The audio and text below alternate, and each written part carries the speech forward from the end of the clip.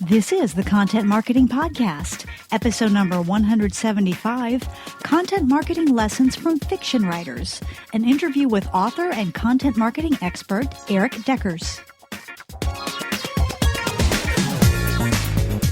Hello and welcome to the Content Marketing Podcast. This is the show where we help you attract and retain business through the power of quality content. I'm your host, Rachel Parker of Resonance Content Marketing, and today is May 20th, 2016.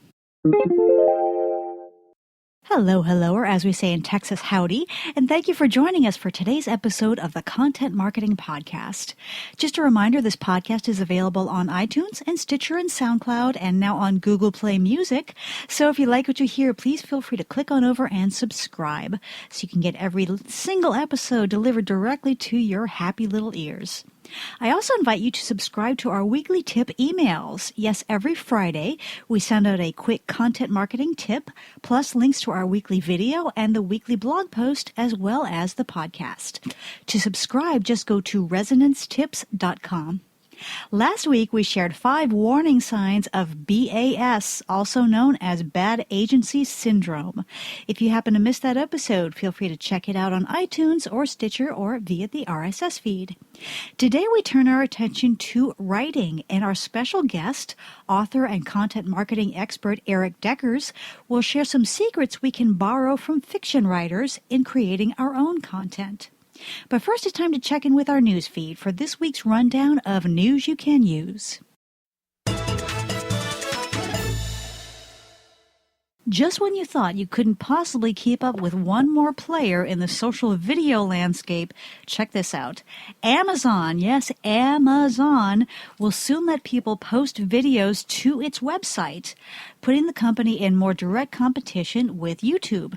This is from a Bloomberg article that came out in the last few days, and they report that Amazon has said the service is designed for professional video producers, but the only requirements are that the videos be high definition and have closed captioning for the hearing impaired. Producers will also be able to sell or rent their video programs on Amazon or make videos, make videos available to all Amazon customers, not just Prime subscribers, in an advertising-supported format. So this is an interesting development.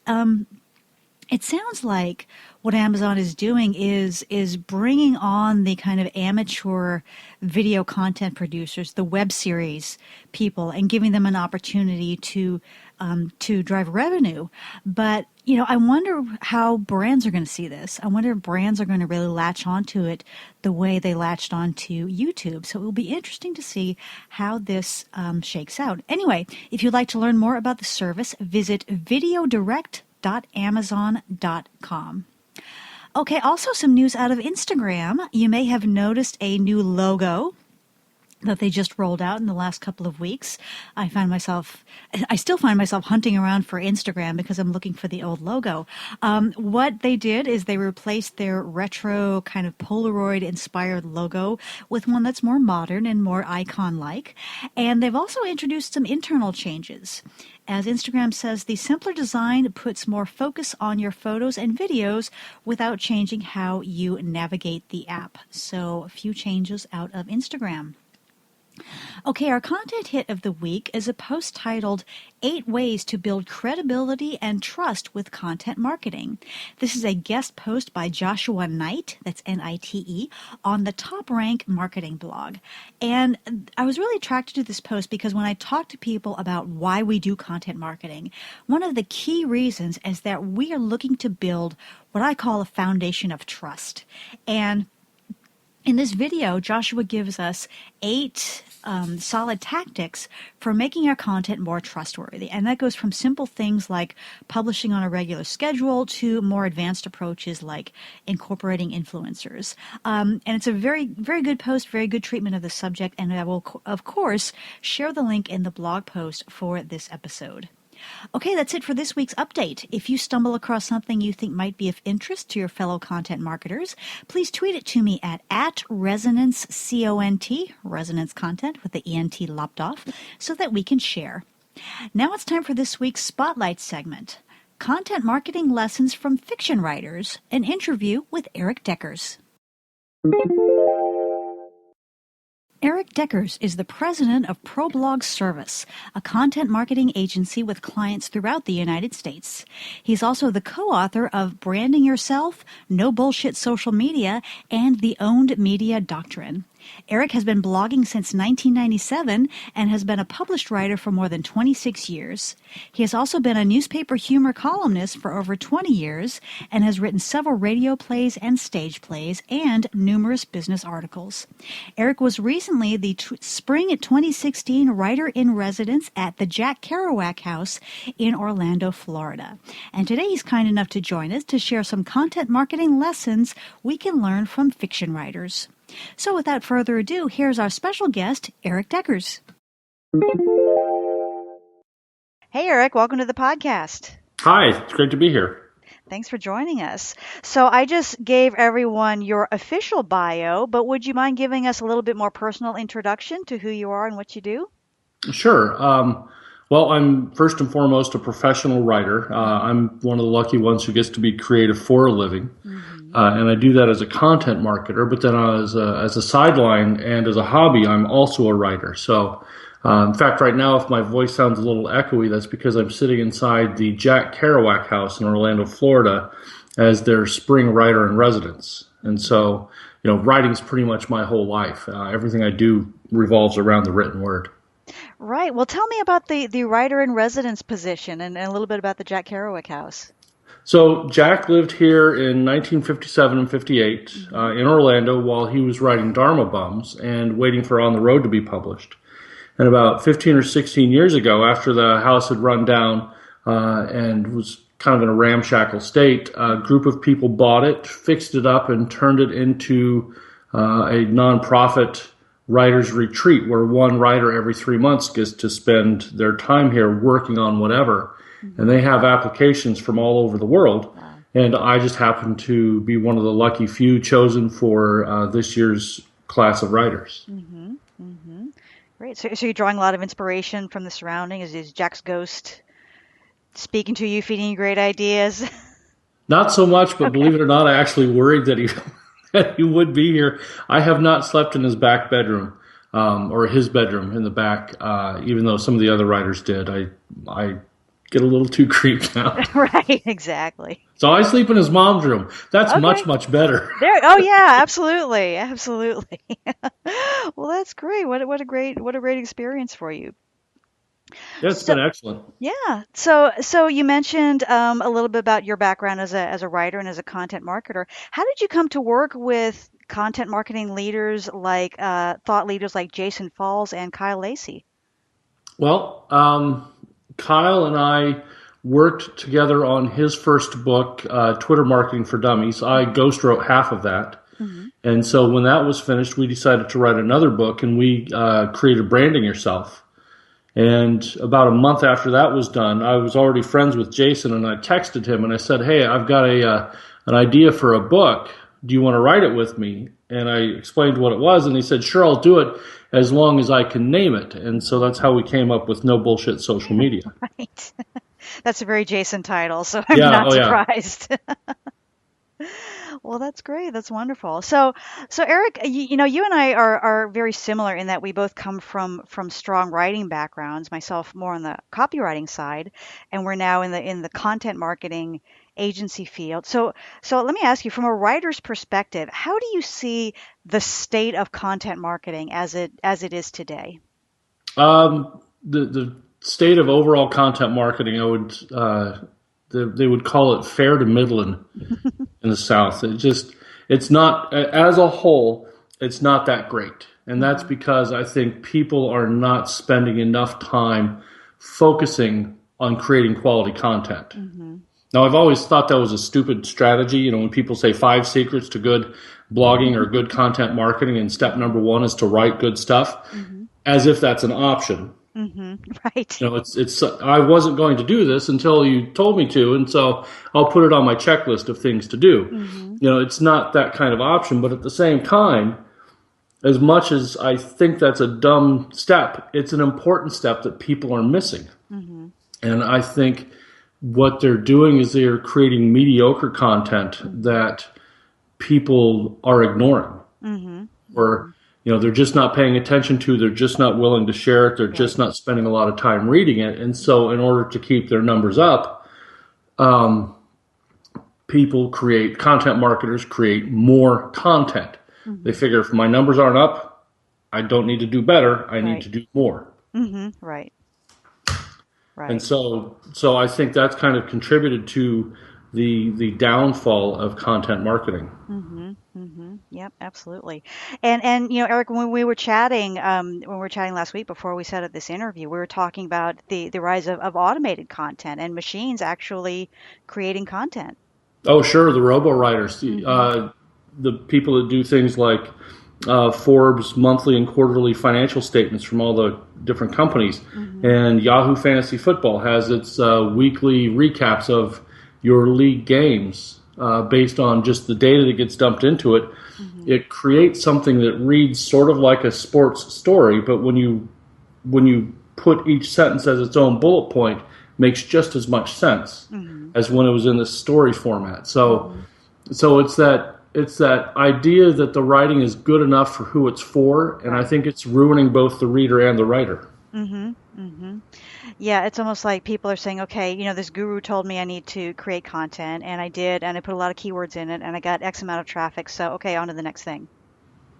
Exactly, Mm-hmm. and I'm guilty of that too. For the first year that I started really focusing on blogging and social media, I published something every day, and Mm-hmm. it wasn't great, Mm-hmm. but it was good enough. It got me a lot of attention, and it helped establish my reputation.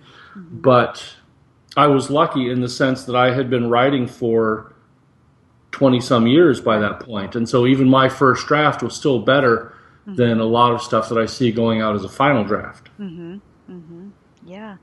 So given this quality gap that we're seeing in the content marketing field, I'm not seeing, I'm seeing a lot of, how what we can learn from journalists and blah blah blah. But, there's almost like, well, I can keep doing what I'm doing right now, or I can take this 18-week course on writing short stories and figure out how to piece that into what I do. There doesn't seem to be a whole lot of middle ground to say, okay, here is what you need to know to be a good content marketer. Is that what you're seeing? I'm seeing a lot of that. I'm seeing Hmm. some courses like Marketing Profs has a great course, and I call it great because I got to be one of the instructors. Oh, well, definitely But great then. but they've got a great course that teaches copywriters on how to write excellent copy. Hmm. But my focus is more kind of like you said, that 18-week short story course, where if writers could start incorporating elements of fiction or take writing lessons from these giants of fiction Hmm. and incorporate that into the copy. Hmm. For example, I hear a lot of people, the big jargony term these days is storytelling, and people are Yes. saying, yeah, content marketing is storytelling, Hmm. but it's like Inigo Montoya and The Princess Bride. I don't think that means what you think it means. Right. And so, basic stories have a beginning, middle, and end. Hmm. Or Peter DeFries, who wrote Reuben, he said they have a beginning, muddle, and end. There's confusion in the middle, but it's Right. always, I have a problem. Hmm. This is what the problem is costing me. Hmm. Here's how to fix it. And people Hmm. aren't doing that. Hmm. Right. Story has conflict. Hmm. Kurt Vonnegut says your character has to want something, even if it's a Right. glass of water, but he Hmm. can't get it for some reason. Hmm. He's Yeah. sitting on the couch and he's very comfortable, or Hmm. he's tied up, or he's in the desert, or there's ninjas in the kitchen. There's Hmm. something keeping him from getting that water. Hmm. So when we talk about story as actual fiction story writers, that's what story means. Sure. But what a lot of content marketers seem to mean is this is the general theme. Yeah. Hmm. I've got a running theme that we fix this problem. We know how to grill meat. We know how Hmm. to keep your house clean. We know how to keep your website running. Those aren't stories. Right. But I think if people want to be storytellers, they need to look at fiction Hmm. and learn from that. Yep, absolutely. In fact, that reminds me of it. Speaking of the South, a quote from a great Southern writer, Flannery O'Connor. She once said, "Everyone knows what a story is until they sit down to write one." Exactly. Right. Yeah. So we've got all these quote unquote gurus telling us we need to tell stories, but again, the question comes to how do we do that, and how do we do that consistently? I may go to a workshop and come out with a great story, but I got a blog that needs to be fed on a regular basis. So what kind of things can we learn from our brethren on the fiction side to help us do that? Well, one thing, and before we even get into fiction, the best place to learn, and I always tell people, start listening to news stories on Morning Edition on NPR Mm-hmm. or All Things Considered. Mm-hmm. Whenever they talk about national trends or even regional trends and issues, they always start with a story about one True. single person. Mm-hmm. This is Sally. She's got a problem. Mm-hmm. Uh, Sally's problem is representative of so many other people who have the same problem. Here's a possible solution. Here's how that solution will help Sally. And they all Right. follow that same story arc. So if you want to tell a story on Mm-hmm. your blog, start that way. Mm-hmm. But then I start, I tell people to practice some techniques like Hemingway's iceberg theory, Mm-hmm. which is basically to omit things that we know. Mm. Um, his theory was that the 10% of an iceberg that we see above the water is supported by 90% of what we don't see. Mm-hmm. But that's the kind of thing that 90% that you should leave out of your story. Mm-hmm. Mm-hmm. And so his writing, as sparse and bare as it was, had that 90% underneath it. And so, rather than talking down to our audience, Mm-hmm. we can build the iceberg Mm-hmm. and assume that our readers have some modicum of intelligence and show up to our blogs and our websites with that intact, and we just speak to them as professionals and intelligent people. Mm-hmm. Yep, absolutely. Eric, you brought up a good point about the NPR stories, and that is one thing that many marketers miss on is that stories are, in essence, about people. They're always about people, Mm-hmm. and they're really always about conflict. Mm-hmm. Yeah. It's not, and conflict is not always bad. Conflict is not war and fighting. Mm-hmm. Conflict is I want a glass of water, but I can't get it. Right. Mm-hmm. Yep, absolutely. Yeah, sometimes people will say, I've seen presentations where someone puts a chart up on there and says, "Well, this tells a good story." No, no, it doesn't. It's a chart. Yeah, Mm-hmm. exactly. Mm-hmm. Mm-hmm. So I know, Eric, I know you do a lot of speaking about what content marketers can learn from those fiction writers. What other and the NPR thing is a great piece of advice. What else can we learn from the fiction side of writing? One of my favorite quotes is "The road to hell is paved with adverbs." Oh yes, Stephen King, right? Exactly, Stephen King. Mm-hmm. Hemingway was another big fan of hacking up adverbs and adjectives. And I always like to say, don't describe a verb, Mm-hmm. use a descriptive verb. Don't tell Yes. me you ran quickly, tell me you raced somewhere. Don't tell me Mm-hmm. you ate noisily, you wolfed down your food. And Mm-hmm. so use those kinds of verbs, use that kind of action language, avoid passive voice. Mm-hmm. Anything that a successful writer does, Mm-hmm. that's what makes them successful. It's just Right. that style of writing. And of course, this leads to my other tip. We would know this if Mm-hmm. we would read every day. Mm-hmm. And don't just read blogs. In fact, Right. stop reading blogs. We've already established they're not that good.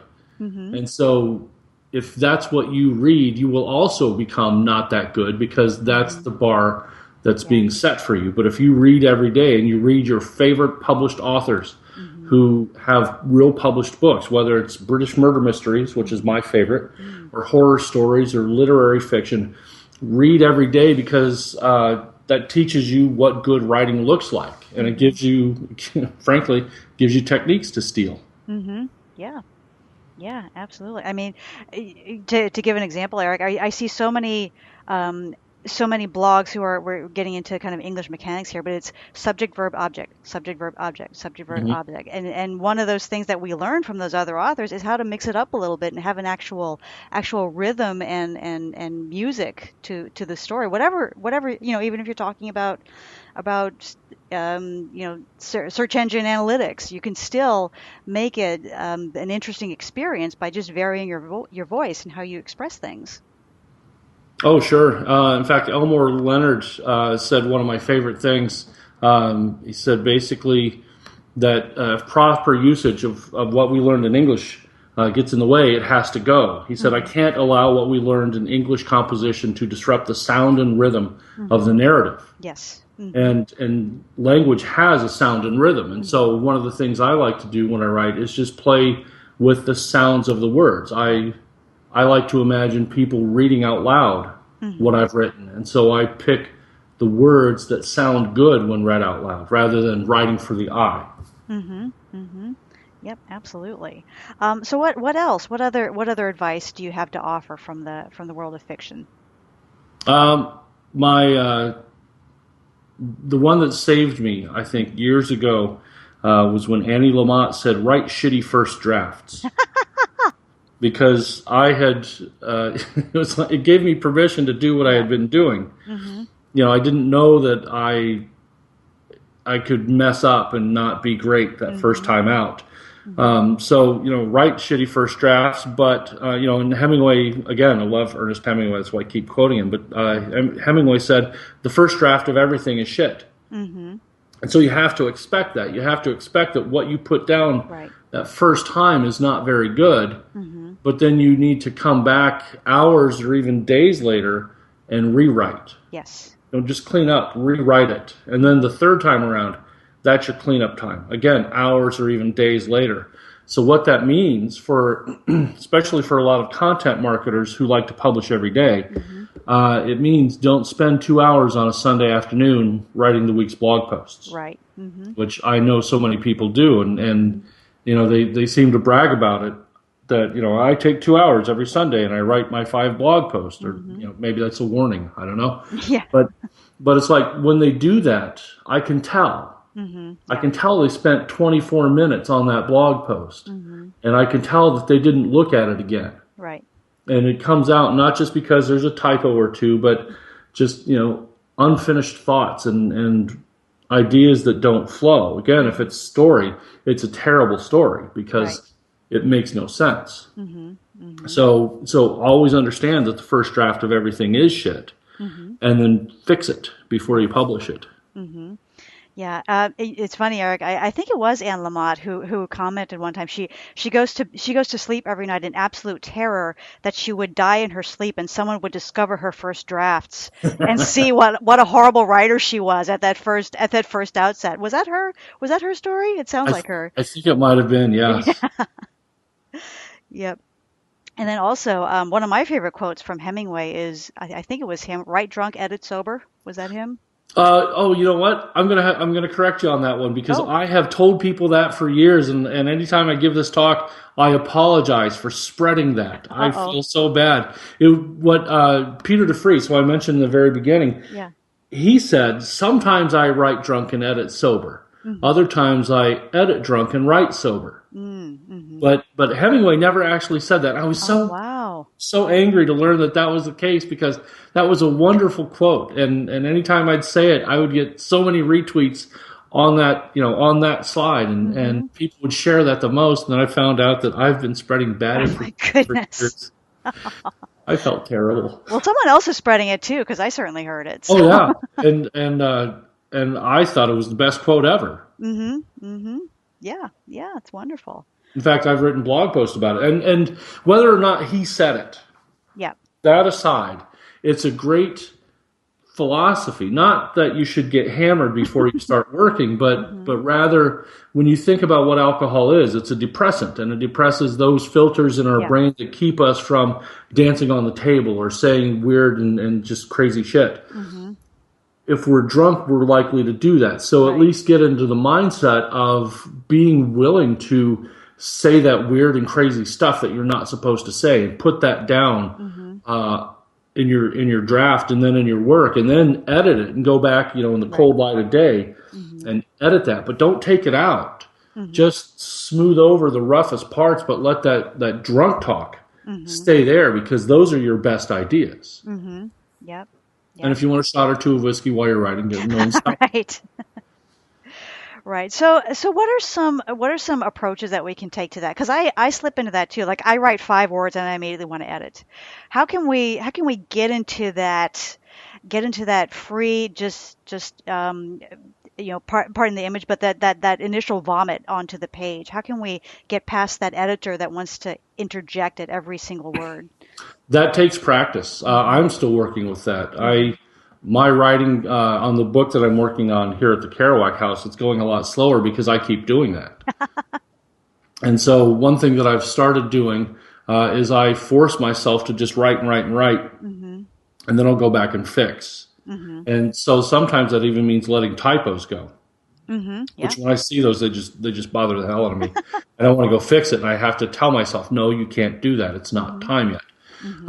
So the other thing that I do is, when I get to the end of a section or a page, or I get to the end of the night, I go away, come back the next day, and then I edit, because I've let enough time pass. I'm going to catch more things, and I do that before I get back into the writing. So, but there's no magic to it, other than maybe, and I've done this, putting on music that really sets the mood for what you're writing. And write to that. And if you get caught up in that rhythm of the music, you can't stop. Especially, and I do this to make my kids laugh, when you start hitting the keys to the rhythm of the song. And if you do that, I have found this to be true. If you do that, it's harder to stop and go back and fix something, because, like, I'm going to mess up the song if I do that. And so stick with that music, stick with the rhythm of the keys, and that'll keep you in the zone. Yeah, I like that. Good idea. So Erik, if we start taking this approach to really focusing on quality, we're going to need to be doing a lot more planning, because we can't just say, oh, my blog post is due at 8 o'clock tomorrow and it's midnight, let me just crank something out. We need to have some more discipline in how we approach it. Is that what we're saying here? That's part of it. It does also mean, for good or for bad, you can write less. So if you've been trying to crank out 5 posts a day and you're looking at midnight trying to figure out what to write, cut it back to 2 times a week. That gives you plenty of time to work, gets you time to develop an idea better, and it gives you time to actually write. A lot of writing is not just sitting down at the keyboard. That's typing. Writing happens when you're thinking about your story and you're in the shower or you're in the car, and you're, or I like to putter around the garage, and play on my workbench. And ideas come to me when I'm not thinking about them. And so then while my mind is distracted, I let those ideas just kind of brew and percolate.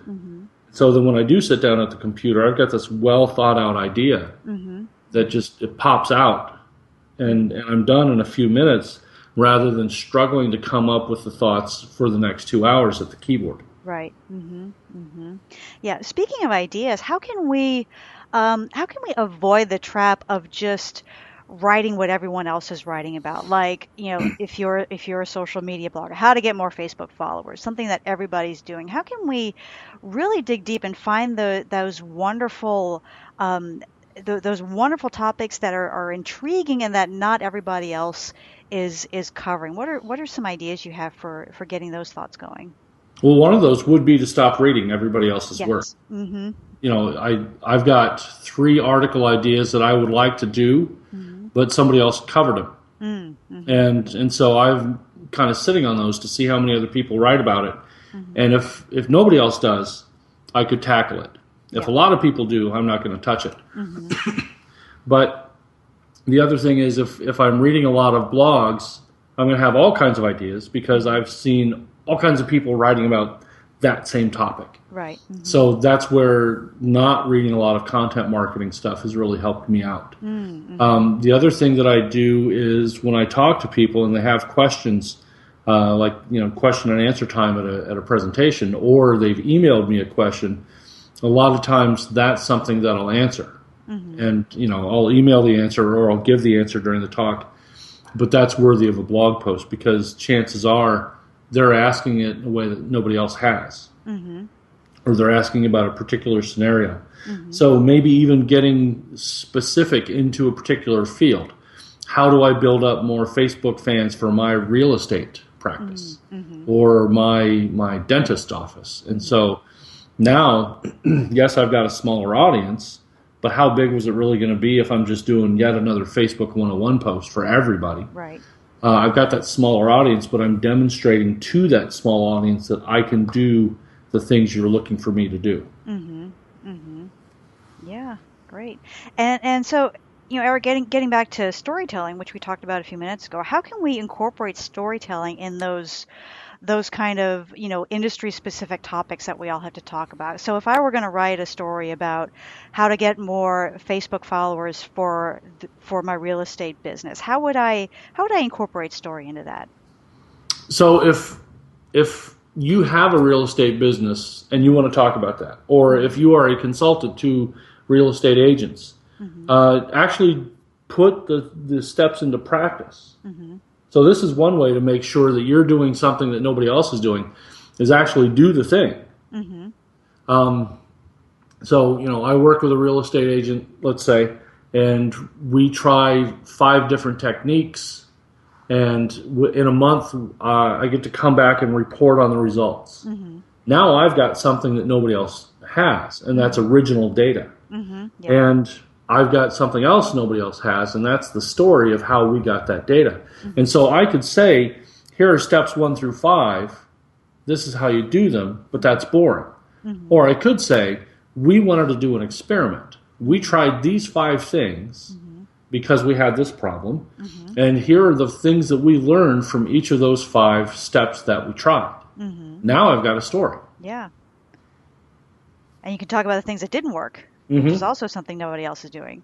Yep, and so I'm sharing basically my learning journey. I learned something. Was it Joseph Campbell talks about kind of the hero's journey? Well, this is in a way a hero's journey. We had a problem. We had to go on this little quest to solve it, and here's what happened on the way. Not that Facebook and Star Wars are at the same level. Right. Exactly.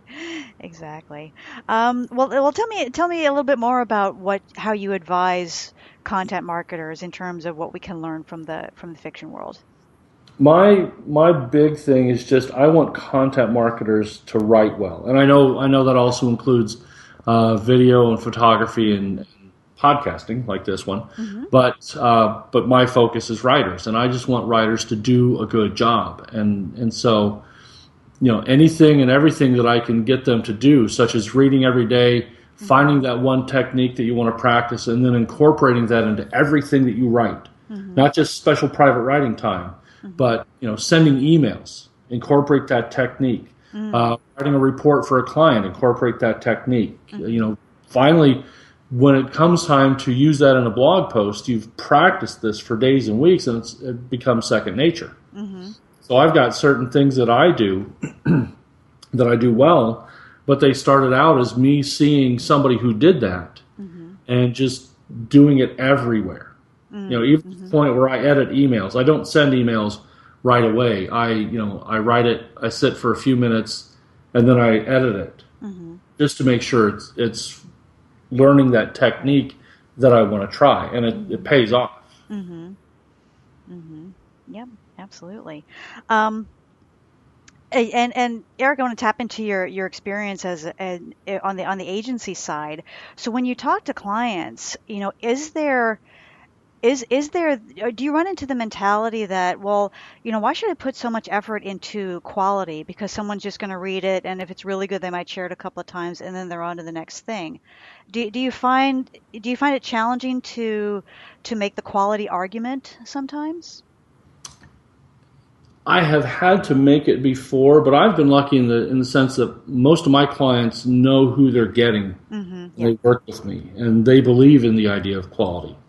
So that's been a lucky break for me. But to be able to explain to clients, which I've had to do, the importance of quality is just we're not going to write the same old stuff, or at least I don't want to. I don't want to churn out the same thing everybody else did. I want to do something with you that nobody else is doing, and people will like it. Yeah. They don't just read it and they don't just get information from it. I want it to affect them, to resonate with them on an emotional level.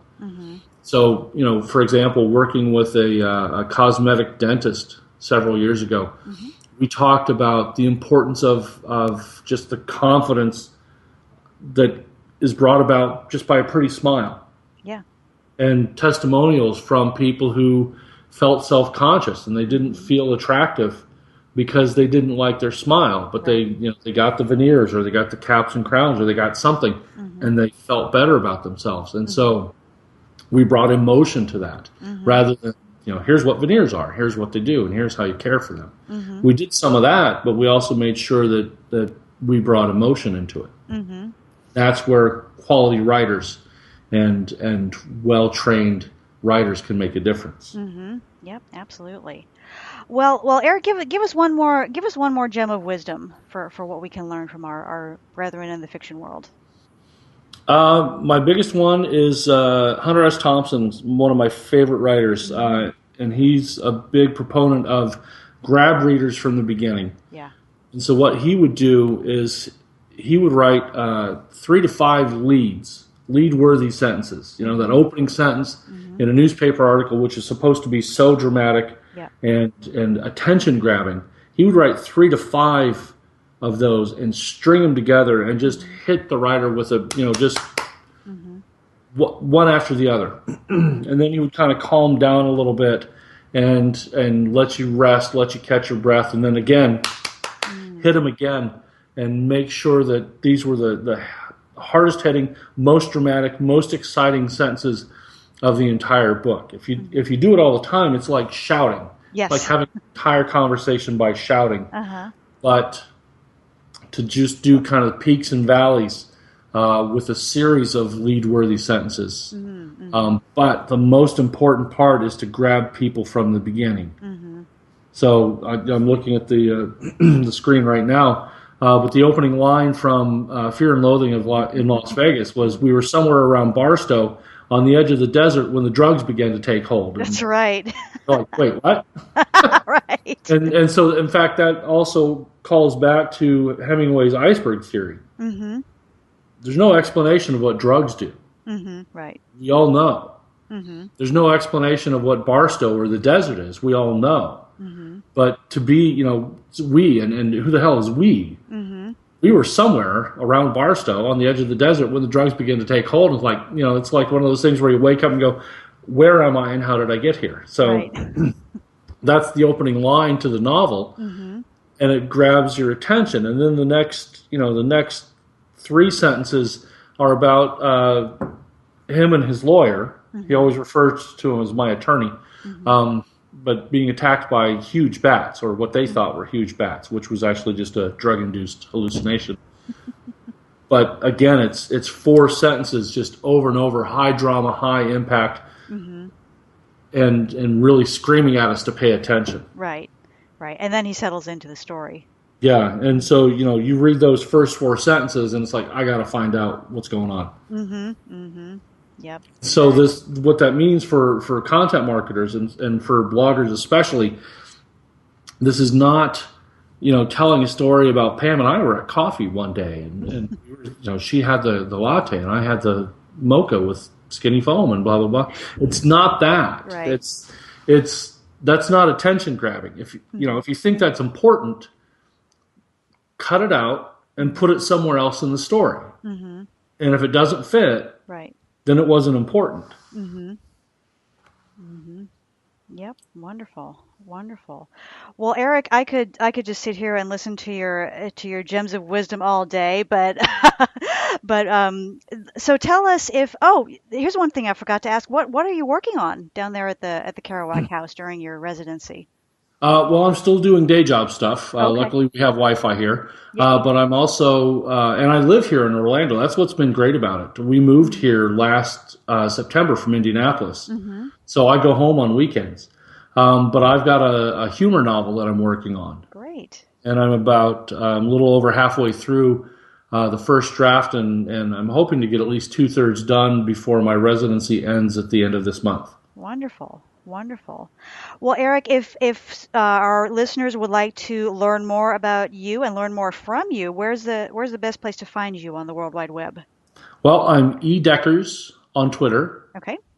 ErikDeckers.com, ERIK Deckers.com is my humor site. I'm a weekly newspaper humor columnist, and I republish my columns there. Mm-hmm. And then ProBlogService.com is my work site where I blog about content marketing and writing, and occasionally social media and personal branding. Mm-hmm. Wonderful. Well, Erik, thank you again. Thank you so much for joining us today, and we look forward to learning more from you. Great. Thank you. All Had a right. good time. All right. Thanks. Many thanks again to Erik for joining us today. His websites again are erikdeckers.com, that's Erik with a K and Deckers with an S, and also problogservice.com. And you can follow him on Twitter at edeckers. If you have any questions or want to add to our conversation, I would love to hear from you. And the best way to reach me is through our website, resonancecontent.com.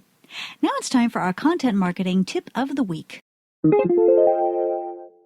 Erik, of course, shared a lot of wonderful advice for us, especially in the area of storytelling, which, of course, fiction writers are the masters of storytelling, and they certainly have a lot to teach us in that area.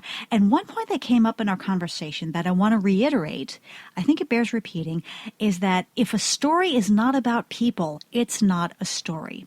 Stories are not about data or trends or events. They are about people. So if you're creating content that's reporting on data or trends or events, see what you can do to make it personal. Talk about the people who are involved. Talk about the people who are making the decisions. Talk about the people who are affected. Talk about the people who made this data important or made this trend what it is today. And by making your stories about people, you make them relatable. And a relatable story is one that your audience will associate with and remember for a long time. Okay, campers, that's it for me today. I hope you've enjoyed this episode of the Content Marketing Podcast. Many thanks again to our special guest, Erik Deckers. If you like what you've heard today, please feel free to subscribe on iTunes or Stitcher or SoundCloud or Google Play Music or via our RSS feed. And if you really like what you've heard, please leave us a quick review on iTunes. I would so appreciate it. Also, remember to sign up for our Tip of the Week emails at resonancetips.com.